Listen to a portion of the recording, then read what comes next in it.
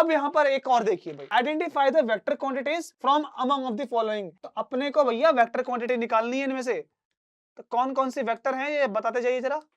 Force vector quantity है, क्योंकि force में मैग्नीट्यूड यानी कि अमाउंट भी आता है और डायरेक्शन भी आती है। भाई एक फोर्स लगा रहा हूं, किस तरफ लगा रहा हूं? मैं सामने की तरफ, तो सामने जाएगा वो। स्पीड, मोमेंटम, भाई मोमेंटम जो हमारे पास है वो वेक्टर है, लेकिन मोमेंटम में वेलोसिटी आती है, स्पीड नहीं, ठीक है ना। मोमेंटम का क्या फॉर्मूला होता है? मास टाइम्स वेलोसिटी, और वेलोसिटी वेक्टर तो मोमेंटम भी वेक्टर है। डिस्टेंस नहीं, इंपल्स, इंपल्स ले सकते हो, क्योंकि इंपल्स में क्या लगता है भाई आपका? इंपल्स में मोमेंटम यानी चेंज इन मोमेंटम, ठीक है ना। इंपल्स, इंपल्स का मतलब होता है चेंज इन मोमेंटम, ठीक है, और इसको जे से डिनोट करते हैं। इलेक्ट्रिक फील्ड आपने पढ़ा होगा, इलेक्ट्रिक फील्ड है ना, उसकी ताकत के साथ साथ ये पता लगता है कि भाई इलेक्ट्रिक फील्ड कितनी है और किस डायरेक्शन में है। ओके, जिन्होंने नहीं पढ़ा होगा अभी पढ़ते जाइए, समझते जाइए। इलेक्ट्रिक पोटेंशियल 12th में पढ़ा होगा, स्केलर है। मेल्टिंग पॉइंट टेम्परेचर स्केलर है। मोमेंट ऑफ इनर्शिया केवल ये बताता है स्ट्रेंथ को, कि कोई ऑब्जेक्ट के पास घूमने का इनर्शिया कितना है ना, उसके बारे में। Velocity vector. Next, displacement vector. आगे बताइए, मैग्नेटिक फील्ड वेक्टर। सही बात है, पढ़ा होगा सभी 12th का ये पार्ट, ये आपका रिकैप कर रहे हैं। प्रेशर, भाई प्रेशर एक स्पेशल केस है, अभी करते हैं डिस्कस प्रेशर को, ठीक है, कुछ टाइम के बाद। और represent each vector graphically in any direction of your choice. दिखा सकते हैं भाई, हमने लिख दिया फोर्स, ठीक है, और हमने इसका बना दिया एरो। ये लीजिए भाई, फोर्स है ये इस तरफ राइट की साइड में है ना, फोर्स एक अपवर्ड साइड में, तो इस तरह से हम बना सकते हैं।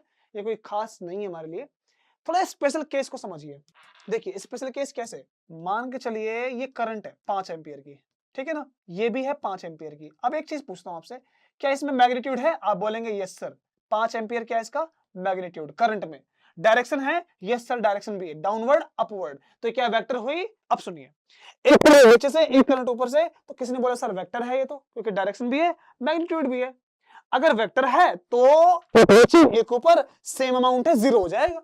तो यहां उंगली लगा लो। अब यहां जैसे ही उंगली रखोगे दो तारों के बीच में, अगले दिन किसी को उंगली नहीं कर पाओगे आप, क्योंकि वेक्टर क्वांटिटी नहीं है ये बेटा, ये स्केलर क्वांटिटी है, ठीक है ना।